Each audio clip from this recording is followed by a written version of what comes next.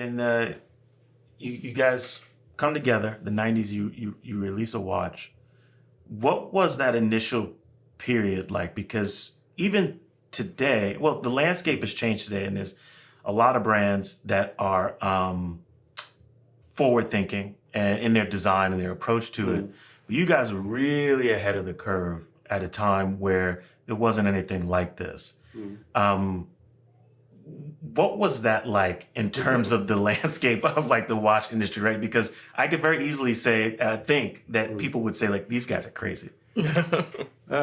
Probably that was exactly what happened, but we didn't really pay attention to it, you know, because we also didn't really have an idea of where that would lead to. Yeah. So we had begun this art project, you can say, and we just started to, to work on our stuff, and also it was beginning from scratch. So we had an idea, and that was also because. So let me ask you: was this kind of like? At that period in time, did you guys see yourself, being a watch company, or was it really just like, we just want to make a watch? Yeah. A second.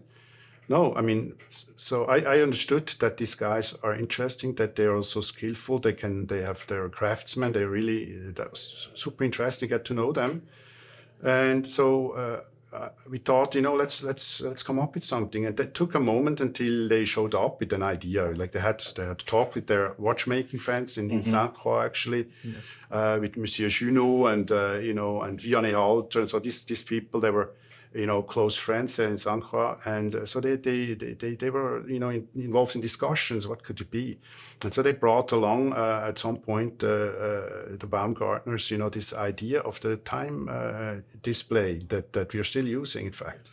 And for me, as for everybody, when you see it for the first time, you think like, oh, okay, what's this? And you can't read the time. It's just a moment where you're puzzled, because as kids, we are somehow schooled, to learn time with the hands and everything. So you have this. It's almost like a matrix that is formed. You can't think it differently. You're like trying to decipher it the minute you first see it. You can see it and you're puzzled.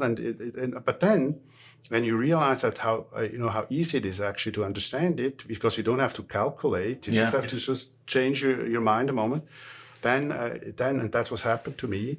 Then you say, okay, that's a chance. So we can do things differently. We can turn it around a bit. And we have this indication where you have the hours actually stored away a bit, and then only 1 hour at a time is indicating, obviously, driving along the minute scale, right? Yes. So you don't need the whole watch face to indicate time. So that's one effect out of it.